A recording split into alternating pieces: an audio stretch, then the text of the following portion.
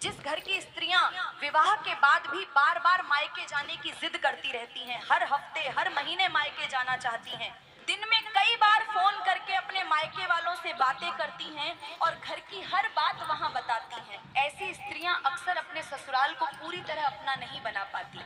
आपको मायके जरूर जाना चाहिए, लेकिन संतुलन के साथ। अगर पति मना कर रहा है तो जिद करने के बजाय समझदारी से बात करें। उनसे कहें कि आप साथ चलें, कुछ दिन वहां रुकें और फिर साथ ही वापस आ जाएं। रिश्ते समझदारी और संतुलन से ही मजबूत बनते हैं।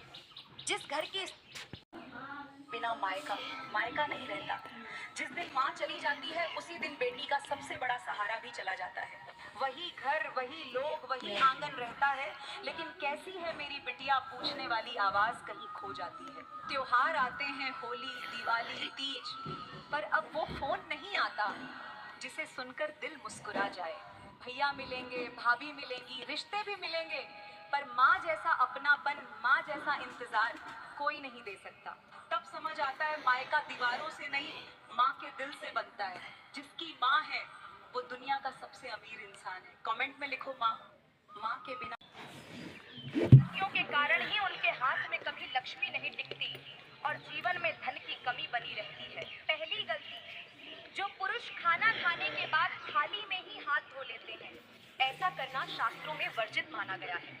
मान्यता है कि इससे अन्न और लक्ष्मी दोनों का अपमान होता है। दूसरी गलती, रात के समय पैसों की गिनती करना। कहा जाता है कि रात में धन गिनने से लक्ष्मी रुष्ट होती है और धन धीरे धीरे घर से निकलने लगता है।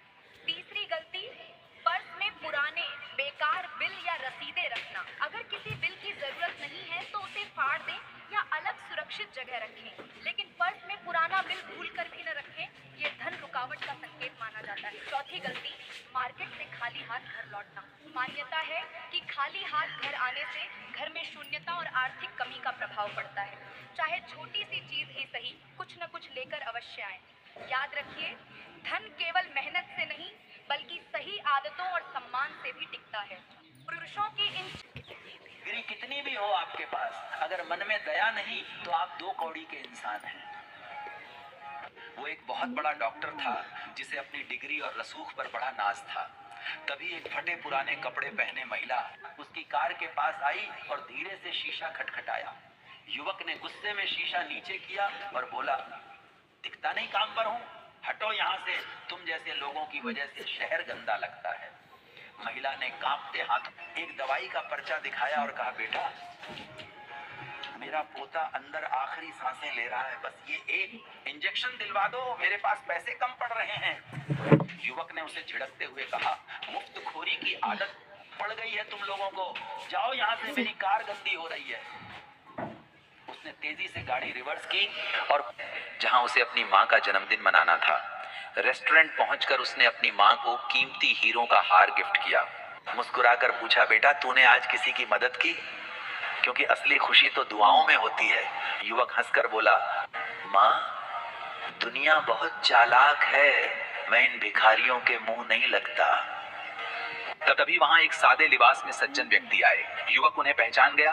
वे उस शहर के सबसे बड़े दानवीर और ट्रस्टी थे, जिनके नाम पर वो अस्पताल चलता था जहां युवक काम करता था।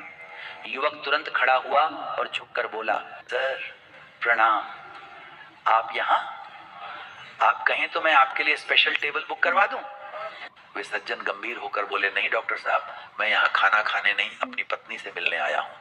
तभी वही गरीब महिला जिसे युवक ने बाहर दुत्कारा था वहां अंदर आई। वे सज्जन आगे बढ़े और उस महिला के कंधे पर हाथ रखकर बोले, ये मेरी पत्नी है, आज हमारे बेटे की पुण्यतिथि है, इसलिए ये हर साल की तरह सादे कपड़ों में जरूरतमंदों की मदद करने अस्पताल गई थी। युवक के चेहरे का रंग उड़ गया। कपड़ों में जरूरतमंदों की मदद करने अस्पताल गई थी। युवक के चेहरे का रंग उड़ गया। महिला ने उसे पहचान लिया और शांत स्वर में अपने पति से कहा, इनकी कार बहुत महंगी है पर इनका दिल बहुत तंग है। इन्होंने आज एक मरते हुए बच्चे की मदद करने से बेहतर अपनी कार की सफाई को समझा। डॉक्टर, डिग्रियां तुम्हें ऊंचा पद तो दिला सकती हैं पर ऊंचा इंसान नहीं बना सकती। जो इंसानियत का सम्मान नहीं कर सकता वो मेरे अस्पताल में तुम्हें ऊंचा पद तो दिला सकती हैं पर ऊंचा इंसान नहीं बना सकती। जो इंसानियत का सम्मान नहीं कर सकता वो मेरे अस्पताल में काम करने के लायक नहीं है। कल अपना अपना इस्तीफा दे देना। युवक की आंखों से आंसू गिर रहे थे। आज उसे समझ आया कि ऊपर वाले की लाठी बेआवाज होती है। पैसा आता जाता है, पर गया हुआ चरित्र और सम्मान कभी वापस नहीं आता। सीख, रुतबा और पैसा तो विरासत में भी मिल सकता है, लेकिन पहचान और सम्मान अपने व्यवहार से कमाना पड़ता है। जिस पेड़ में सबसे ज्यादा फल होते हैं वो सबसे ज्यादा झुका होता है। अगर इस कहानी ने आपके दिल को छुआ हो तो इसे अपनों के साथ साझा करें और कमेंट में जय श्री कृष्ण जरूर लिखें।